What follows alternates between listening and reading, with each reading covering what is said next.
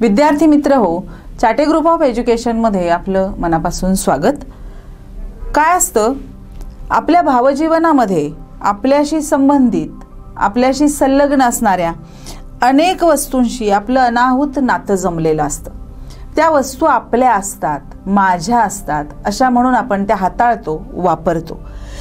त्या वस्तू जरी निर्जीव असल्या तरी भावनेचं नातं त्या वस्तूंचं आपल्याशी असतं आणि हेच कवी द.भा. धामणसकर यांनी आपल्याला वस्तू या कवितेतून सांगितलेलं आहे। निर्जीव वस्तूंनाही मानवी भावना असते, ती आपण हृदयतेने समजून घ्यायला हवी। वस्तू वापरताना त्यांचं मोल जाणावं, ती वस्तू आपल्या किती उपयोगाची आहे, आपण तिला किती प्रेमानं हाताळतो, तिला कसं सांभाळतो याची जाणीव आपण करून घ्यायला हवी आणि त्या वस्तूंचं मोल जाणून घ्यायला हवं। वस्तूंशी जपलेला स्नेहबंध जोपासावा। स्नेहबंध म्हणजे तिच्याशी आपलं जे प्रेमाचं नातं असतं ते आपण जोपासायला शिकलं पाहिजे। त्यांचे आयुष्यही माणसांसारखे संवेदनशील असते, कारण त्या वस्तूंनी आपल्याला सेवा दिलेली असते। त्या वस्तूंनी म्हणजे त्या वस्तू आपल्याशी उपयोगी पडलेल्या असतात, म्हणून त्या वस्तूंना आपण कधी विसरायचं नाही, त्यांना कधी जाणीव करून द्यायची नाही दुराव्याची, असं कवीचं म्हणणं आहे। त्यांच्याविषयीचा कृतज्ञतेचा भाव आपण जपला पाहिजे। त्या वस्तूनं आपल्याला दिलेल्या सेवेबद्दल आपण तिच्या ऋणात राहिलं पाहिजे, तिच्याबद्दलची कृतज्ञता व्यक्त केली पाहिजे। हेच या कवितेतून कवीनं आपल्याला सांगितलेलं आहे। कवितेचा भावार्थ साधारण असा आहे बघा। आता काय असतं सांगू का, आपल्या प्रत्येकाच्या जीवनाशी आपल्याशी निगडीत असणाऱ्या गोष्टींचं किंवा आपल्याला उपयोगी पडत असणाऱ्या वस्तूंचं आपल्याशी एक दृढ नातं जमलेलं असतं। मग तुमच्याकडे असणाऱ्या प्रत्येक गोष्टीला, प्रत्येक वस्तूला काही नातं असतं बघा। तुम्ही लहानपणी छान खेळण्यांनी खेळत होतात, कुणाला गाडीचं वेड असतं, कुणाला नवीन नवीन खेळण्यांचं वेड असतं, बाहुल्यांचं वेड असतं। तर ह्या ज्या तुमच्या लहानपणी तुम्ही हाताळलेल्या, तुम्हाला आनंद दिलेल्या त्या ज्या वस्तू आहेत, तुम्ही त्या जपून ठेवलेल्या असतात। याचाच अर्थ की तुमचं त्या वस्तूशी दृढ नातं असतं। स्त्रियांच्या बाबतीत बघा, प्रत्येक साडी जी तिच्याकडे असते त्याला एक वेगळा इतिहास असतो। ही ह्यांनी घेतलेली, ही त्या पाहुण्याने दिलेली, ही मला आवडलेली, आणि त्या जपून जपून जपून त्या वापरत असतात। म्हणजेच प्रत्येक वस्तू जी आपल्याशी निगडीत असते तिच्यावर आपलं प्रेम असतं। आणि मग त्याच्या आपल्यावर प्रेम करणाऱ्या किंवा आपल्या उपयोगी पडणाऱ्या, आपल्या संबंधित असणाऱ्या, आपल्याला जिव्हाळा लावणाऱ्या या वस्तूंना आपण कसं सांभाळलं पाहिजे।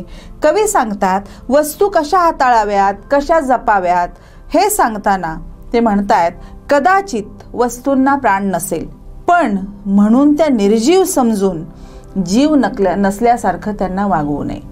वस्तू निर्जीवच असतात, तिला आपण इथून उचलून तिथं ठेवली तर ती जाते, पण कवीचं म्हणणं असं की त्या जिवंत नाही आहेत, त्या निर्जीव आहेत, पण निर्जीव आहेत असं त्यांना कधीही सांभाळू नकात। कारण कवीच्या मतानुसार वस्तूंनाही माणसाप्रमाणे मन असतं, जीव असतो, कारण तिनं आपल्यावर प्रेम केलेलं असतं, तिनं आपल्याला सेवा दिलेली असते।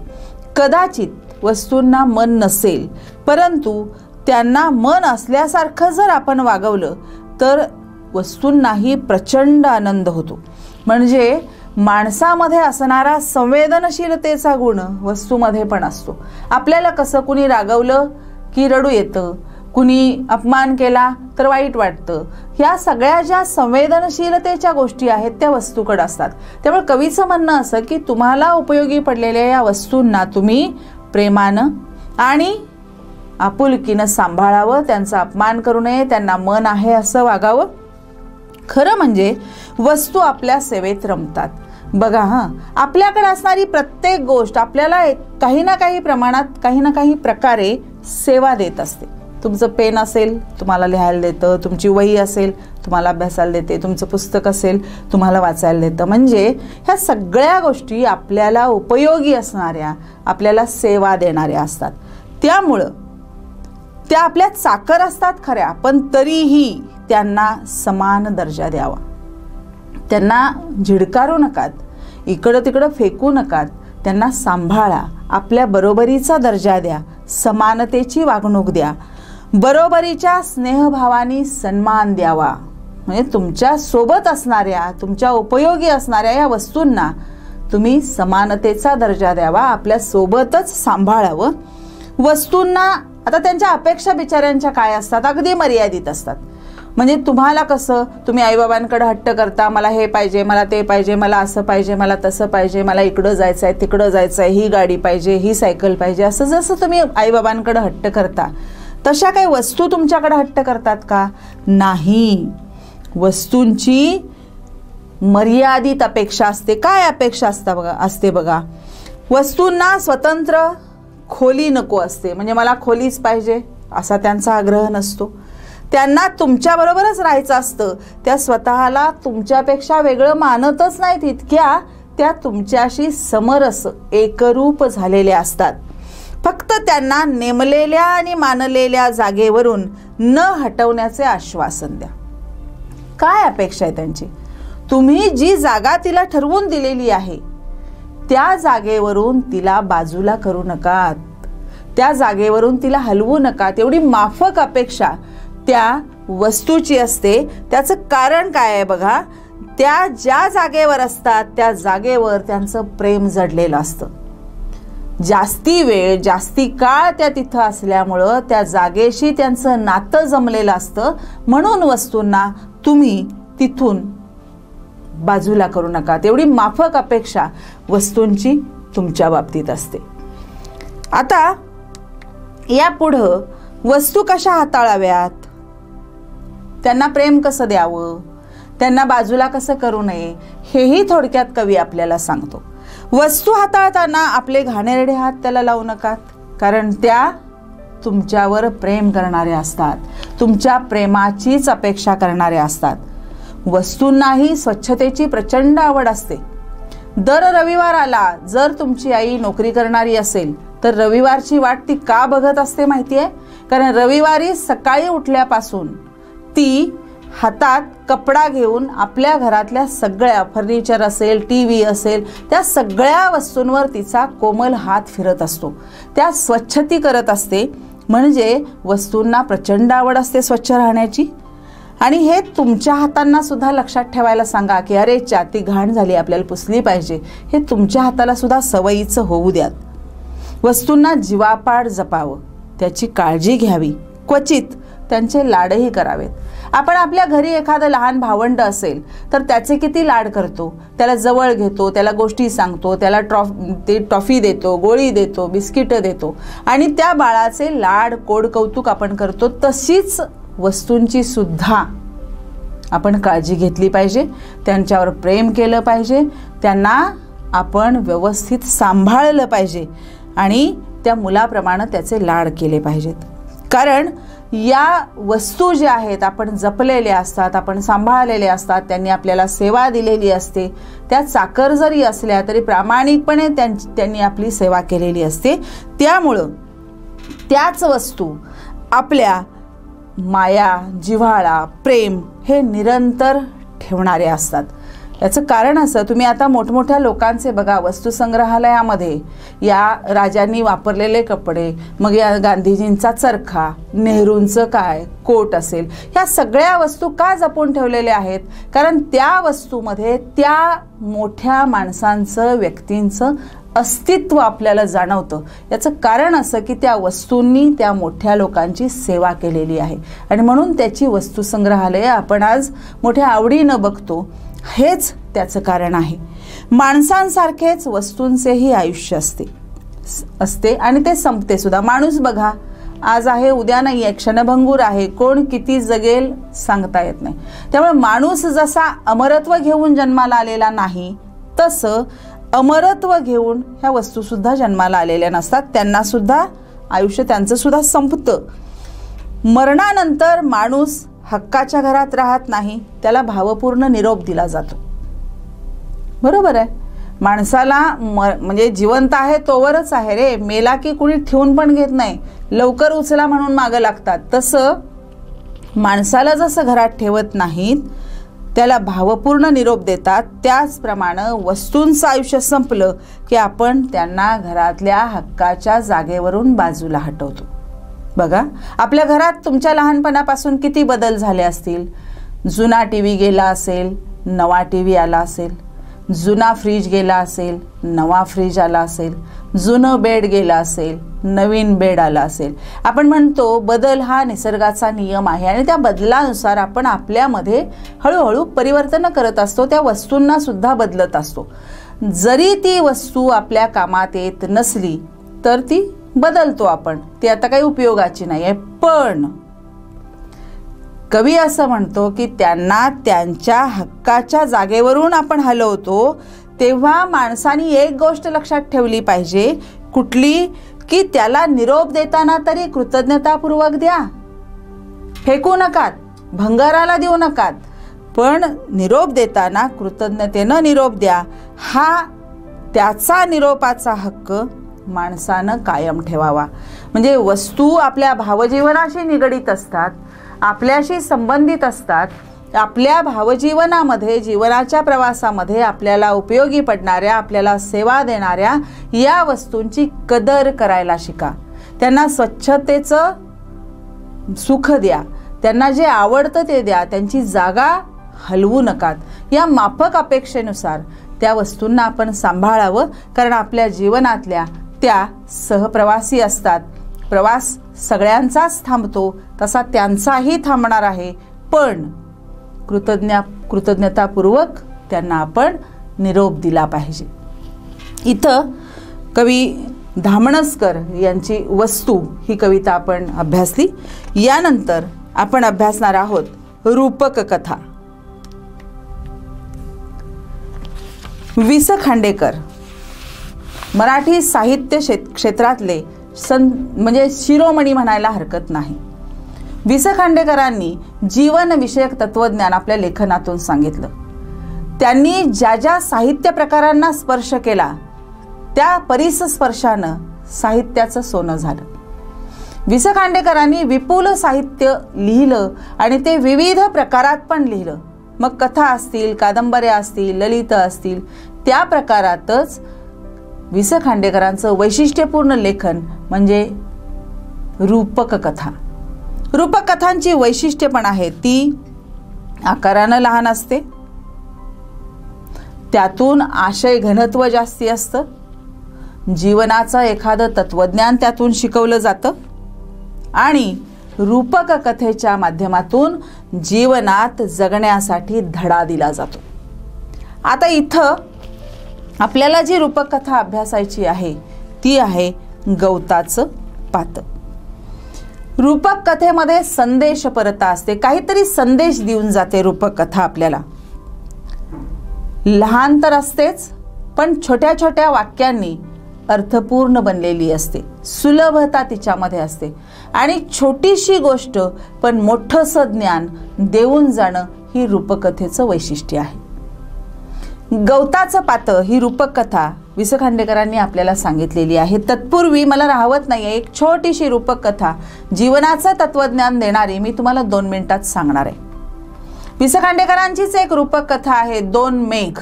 बघा, धर्म, अर्थ, काम आणि मोक्ष हे जीवनाची 4 उद्दिष्ट आहेत. मोक्ष गाठायचा असेल तर चांगलं वागा, निस्वार्थी वागा, इतरांना मदत करा असं आपल्याला सांगितलं जातं. जीवन सार्थकी लावायचं असेल तर इतरांना मदत करा, निस्वार्थी जगा, आपोआप फळ मिळेल. कारण फळाची अपेक्षा करून काम नका करू, फळ तुम्हाला मिळेल चांगल्या कामाचं. त्या अर्थाची एक रूपक कथा आहे वि. स. खांडेकरांची 2 मेघ. 2 ढग असतात, एक काळा एक पांढरा. पांढरा ढग उड्डाण घेणाऱ्या विमानाप्रमाणे वर वर चाललेला होता आणि काळा ढग मोडलेल्या विमानाप्रमाणे खाली खाली येत होता. झालं असं, मधल्या या वातावरणाच्या पोकळीमध्ये दोघांची टक्कर झाली. टक्कर झाल्यावर पांढरा ढग हा गर्विष्ठ होता, स्वतःच्या सौंदर्याचा फार गर्व होता त्याला. मग त्यानं तुच्छतेनं काळ्या ढगाकडे पाहिलं आणि त्याला विचारलं, ए कुठं चाललास? तेव्हा काळा ढग अतिशय नम्रपणे त्याला म्हणाला, मी पृथ्वीवर चाललो. तू कुठं चाललास? मी स्वर्गात चाललो. असं म्हणून पांढऱ्या ढगानं पुढा वरवर जायला सुरुवात केली. काळा ढग खाली खाली यायला लागला. थोडंसं अंतर वर गेल्यावर पांढऱ्या ढगाला वाटलं, चला आपण काळा ढग कुठं आहे बघूया. त्यानं वाकून पाहिलं. त्याला काळा ढग दिसला. त्याच्यामध्ये चमकणारी वीज दिसली आणि त्याच्या सौंदर्यात पडलेली भर दिसली. पांढऱ्या ढगानं स्वतःकडे बघितलं. आपल्यामध्ये असा विजेचा चमकारा नाही आहे, आपल्यामध्ये वीज नाही आहे, त्याच्याच कशामध्ये वीज आहे असं त्याला वाटलं. क्षणभर खंतावला पण विसरून गेला, कारण त्याला स्वर्गात जायचं होतं. पुन्हा वर वर वर निघाला. पुन्हा काळा ढग खाली खाली निघाला. अगदी स्वर्ग थोडा राहिला तेव्हा पांढऱ्या ढगाचं म्हणजे उत्साह भरून आलेला होता. आता मी स्वर्गात जाणार आहे हा आनंद होता. आणि त्या आनंदात तो म्हणाला, चला एकदा काळा ढग कुठं आहे बघूया. त्यानं पुन्हा वाकून बघितलं पण त्याला काळा ढग कुठंच दिसला नाही. पण पृथ्वीमध्ये झालेले बदल मात्र त्याच्या लक्षात आले. काय बदल झाला होता पृथ्वीमध्ये? पृथ्वी स्नानमंदिरातून आलेल्या युवतीप्रमाणे दिसत होती. झाडं, पानं, फुलं, वेली आनंदाने डोलत होती. पक्षी आपल्या पंखांवरचं पाणी टिपत होते. आणि हा बदल त्याच्या लक्षात आला. पण त्याच्या म्हणजे काय कळलंच नाही त्याला. तो गेला स्वर्गाच्या दारात आणि स्वर्गाच्या दारात जाऊन तो त्या द्वारपालाला विचारलं, मला आज जायचं आहे. तो म्हणाला, नाही, आत्ताच नुकतीच एक जागा रिकामी होती तेवढी भरली, आता जागा शिल्लक नाही. पांढऱ्या ढगाला आश्चर्य वाटलं, कुणाला मिळाली ही स्वर्गातली जागा? माझ्या पुढं मागं तर कोणीच नव्हतं. तेव्हा आकाशवाणी झाली आणि तिथं असं सांगितलं गेलं की निस्वार्थी भावनेनं तापून गेलेल्या पृथ्वीला शांत करण्यासाठी आपलं जीवन सर्वस्व अर्पण करणाऱ्या एका काळ्या ढगाला ती स्वर्गातली जागा मिळाली. हे जे तत्वज्ञान आहे, हे जे जीवनज्ञान आहे ते वि. स. खांडेकरांच्या रूपकथांमधून असतं. ही जी कथा आपण शिकणार आहोत, गवताचं पातं, या कथेमध्ये झाडावरून पडणाऱ्या वाळलेल्या पानाचा आणि त्या गवताचा संबंध 2 पिढ्यांमधला आहे. बघा, एक गवताच्या पात्याची ही कथा आहे. गवताच्या चिमुकल्या पात्यासारखीच ही कथा सुद्धा चिमुकली आहे, अतिशय छोटीशी. हिवाळ्याचे दिवस असतात, पानगळ सुरू असते, झाडावरची पानं खाली पडत असतात. जमिनीच्या कुशीत विसावलेलं एक छोटंसं गवताचं पातं शांत निद्रेत असतं आणि ते लहरीवर तरंगत असतं. इतक्यात झाडावरून एक वाळलेलं पान खाली पडतं. त्याचा होणारा कर्णकर्कश आवाज तो त्या धरणीमातेच्या कुशीत विसावलेल्या गवताच्या पात्याला सहन होत नाही. पट पट पट होणाऱ्या आवाजानं तो त्रासून जातो आणि मग तो त्या पडणाऱ्या पानाला म्हणतो, अरे किती कटकट करतोयस तू? माझी झोप मोडली ना, माझ्या गोडगोड स्वप्नांचा चुराडा झाला.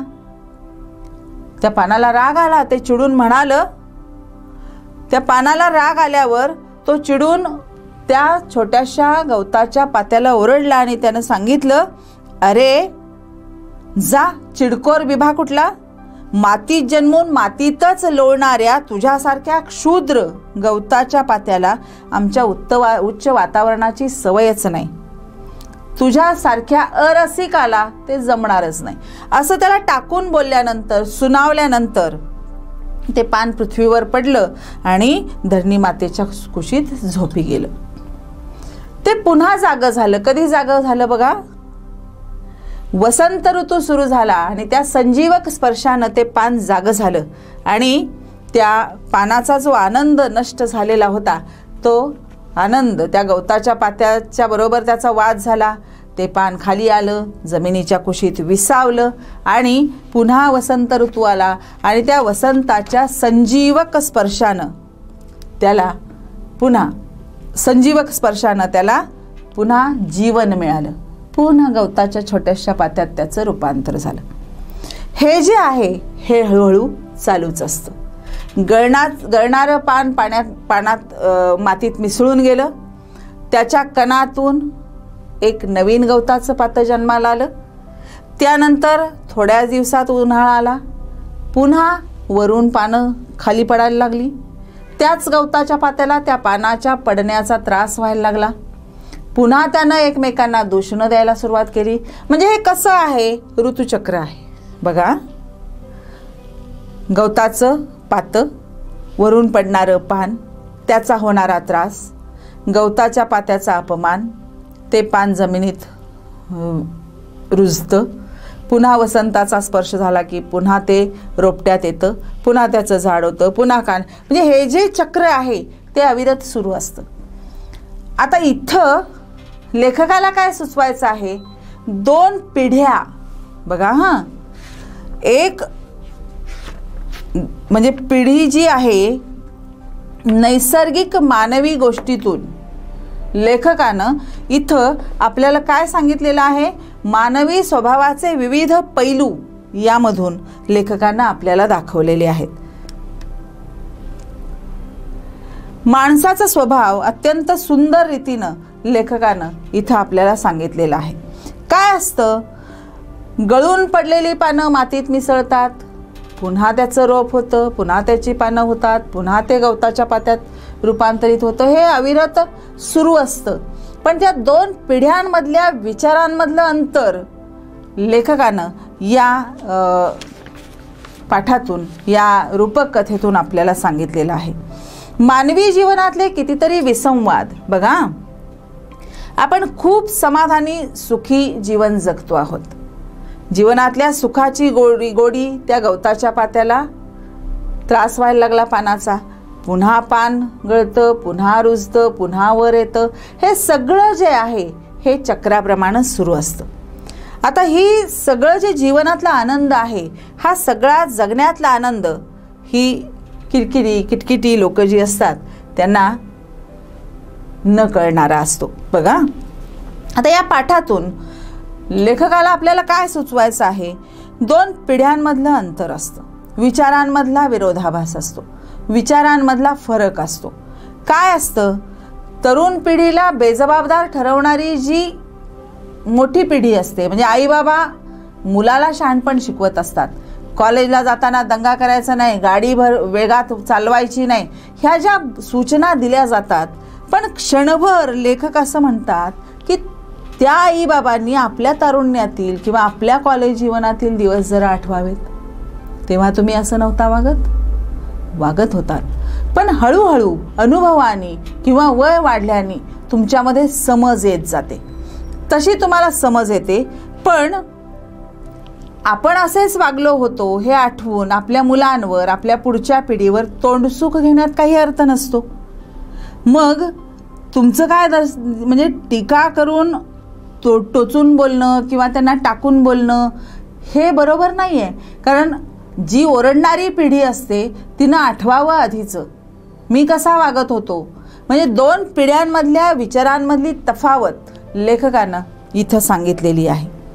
वडीलकडं म्हणजे अगदी आईबाबा सांगतायत काय त्रासून त्यांच्याकडे बघायचं, कपाळाला आठी घालायची. ती तरुण पिढी पुन्हा प्रौढ होणारच आहे ना. तरुण पिढी पुन्हा प्रौढ होईल, पुन्हा जुनच गिरवत बसणार आहे ती. म्हणजे त्यांच्या आईबाबांनी जे केलं, त्यांच्या बाबांनी जे केलं तीच ही पिढी करणार आहे. म्हणजे तो मोठा होणार आहे, त्याला मुलं होणार आहेत, ती चांगली वागणार नाही, त्यांना तो समज देणार आहे.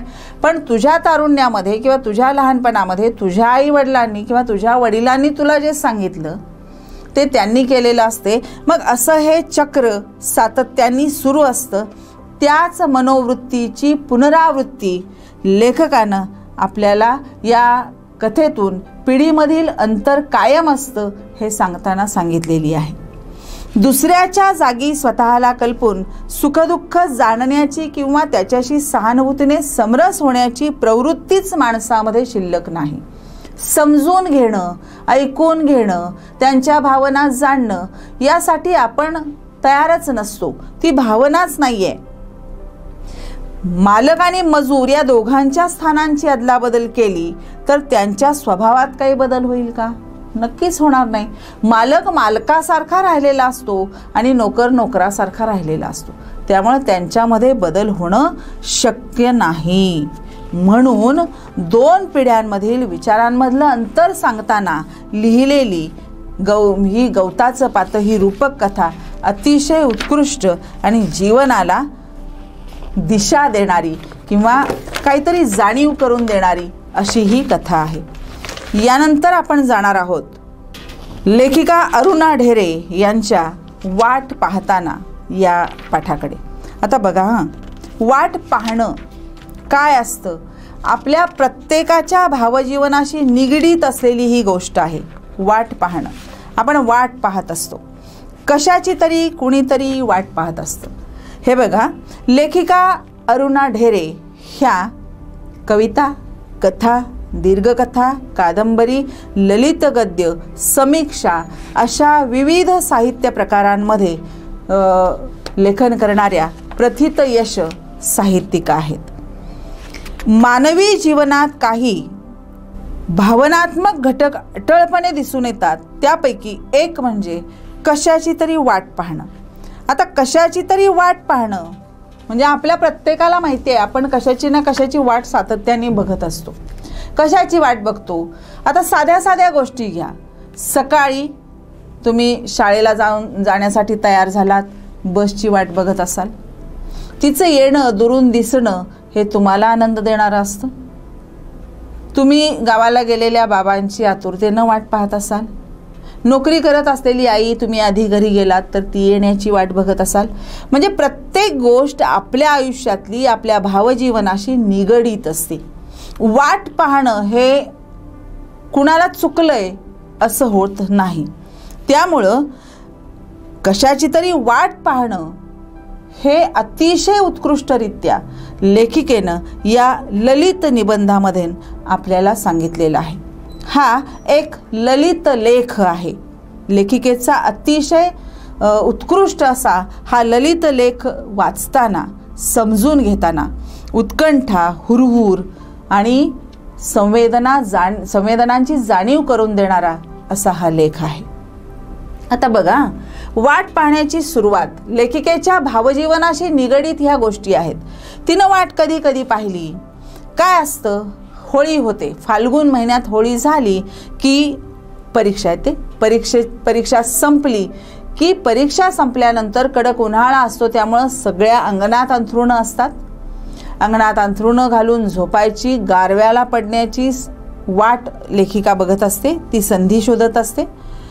मोकळ्या नैसर्गिक वातावरणात झोपल्यानंतर सकाळी कोकिळेचा कुहू आवाज कानी येईल या अपेक्षेने ती झोपी जाते आणि त्या आवाजाने ती जागी होते. कोकिळेच्या मधुर कुहू आवाज ऐकू येतो. अंगणात झोपायला मिळण्याची वाट पाहणं, कोकिळेच्या मधुर आवाजाची वाट पाहणं, हे वाट पाहणं ओघानं आलंच. त्यानंतर सुट्टी लागली. सुट्टी लागल्यानंतर लेखिकेला जे वाट पाहण्याचं असते बघा, त्यातल्या ज्या आठवणी आहेत त्याही लेखिका इथं आपल्याशी सांगून जातात.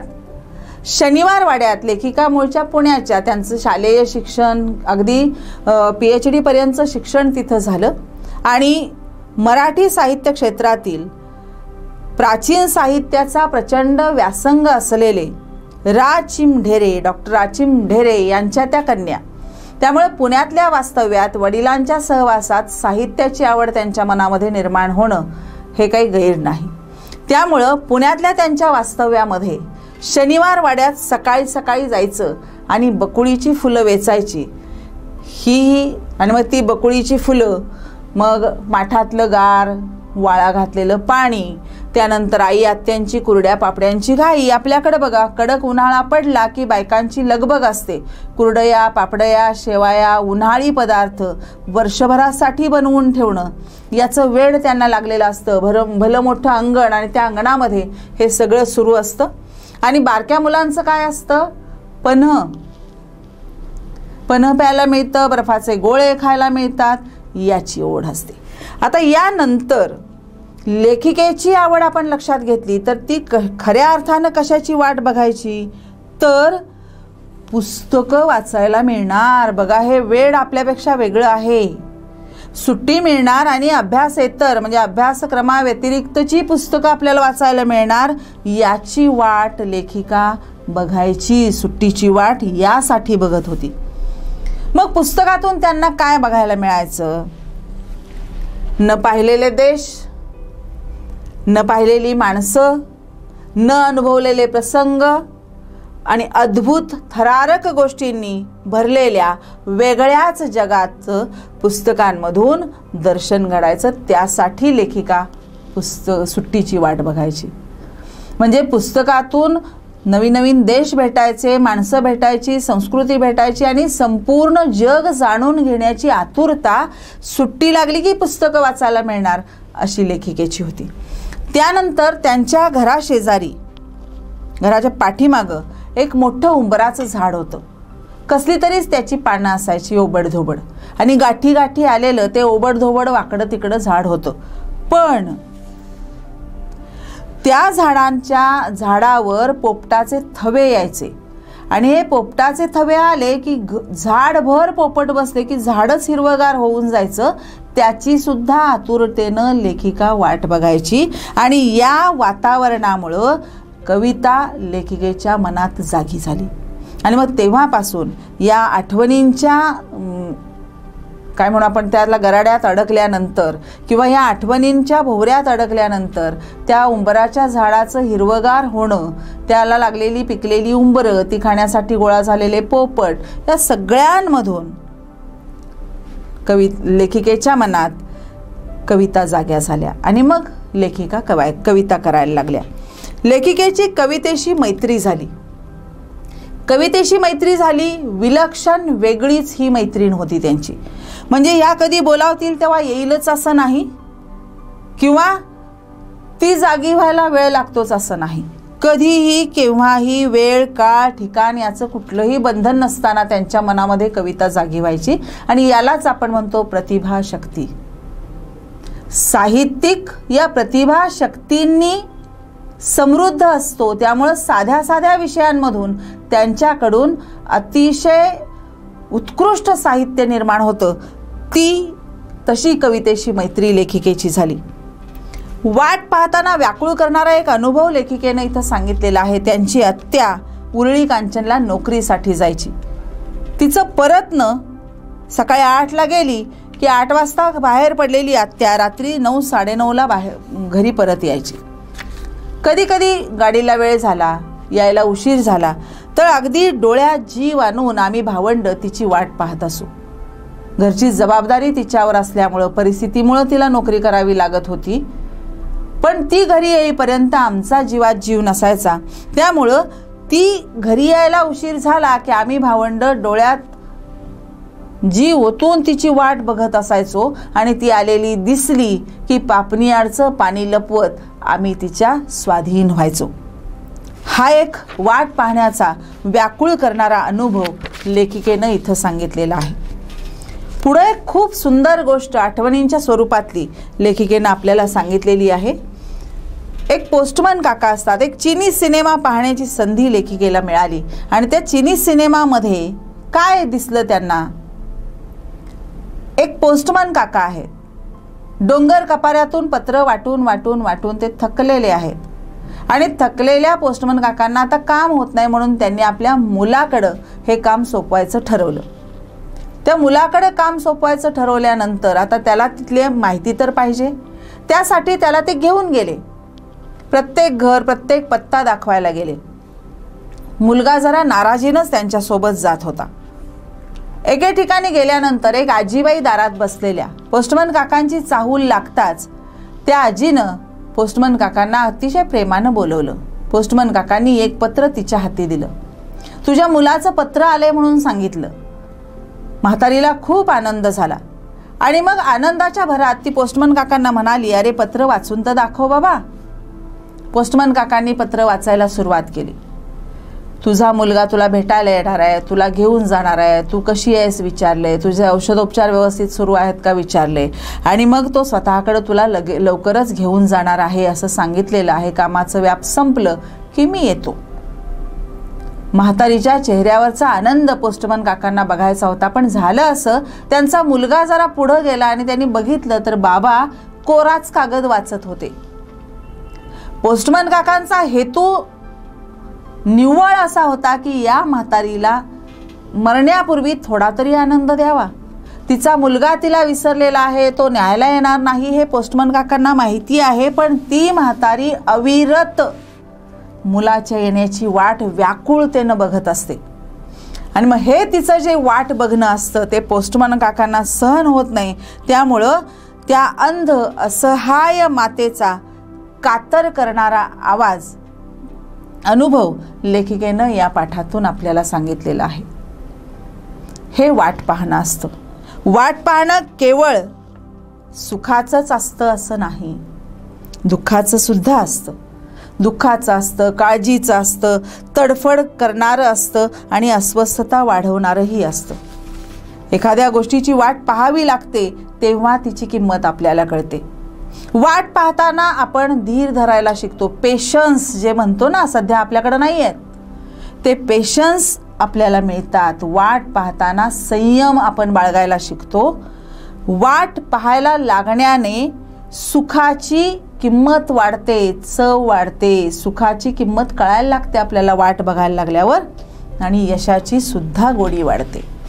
काय असतं हे वाट पाहणं? मनाला हुरहुर लावणारं असतं, रुखरुख लावणारं असतं, मनाला संयम शिकवणारं असतं. त्यामुळं सुख पाहता जवा पाडे, दुःख पर्वता एवढे असं जरी म्हटलं तर त्या क्षणभर सुखासाठी आपण पर्वता एवढं दुःख सहन करायला तयार असतो, पण त्या सुखाची आस आपल्याला असते. आपल्या जीवनाशी, आपल्या भावजीवनाशी निगडीत असणाऱ्या, संबंधित असणाऱ्या, संलग्न असणाऱ्या ह्या साध्या गोष्टीतून लेखिकेनं एवढं सुंदर ललित गद्य उभा केलेलं आहे की ते आपल्या मनाला नक्कीच भावतं. कारण ह्या गोष्टी आपल्या जवळच्या आहेत, आपल्या जवळच्या, आपल्याशी निगडीत असणाऱ्या गोष्टी आहेत. मग आपण विचार करायला लागू, अरे मी ह्याची वाट बघतो, अरे मी त्याची वाट बघतो, म्हणजे मग त्याची उकल आपल्याला होत जाते. या पाठामध्ये तुम्हाला तुमच्या बालपणीच्या आठवणी, तुम्ही कशा कशाची वाट बघता, तुमचं एखादी जवळची वस्तू हरवली तर काय होईल, मग त्याची वाट पाहणं तुम्हाला किती हुरहुर लावणारं असेल, अशा स्वरूपातल्या तुमच्या स्वतःच्या मतांबद्दल प्रश्न विचारले जातील किंवा या पाठाच्या शीर्षकाची समर्पकता विचारली जाईल. तर तुम्ही या पाठामधून काय काय शिकलात, काय काय मिळालं आपल्याला, आपल्या जीवनाशी संबंधित काय आपल्याला सापडलं, याची जाणीव तुम्हाला होईल. ते म्हातारीचं वाट पाहणं, पोस्टमननं केलेली त्याच्याबद्दलचा युक्तिवाद, ही गोष्ट मनाला भावणारी आहे. त्यामुळं वाट पाहणं एरवी सुखाची नसली तरी अनेक गोष्टींचं मोल जाणवून देणारी गोष्ट आहे, हे आपल्याला नक्कीच लक्षात येईल. यावर विचारलेल्या प्रश्नांची कृतीपत्रिकेद्वारे उत्तरं तुम्ही लिहू शकता, कारण ही आपली वाटणारी, जवळची वाटणारी अशी वाट पाहताना हे लेखिकेनं दिलेलं ललित गद्य आहे. आपण इथं थांबणार आहोत. पुढच्या भेटीत आपण पुढच्या पाठाकडे वळू. तोपर्यंत आपण थांबतोय. धन्यवाद.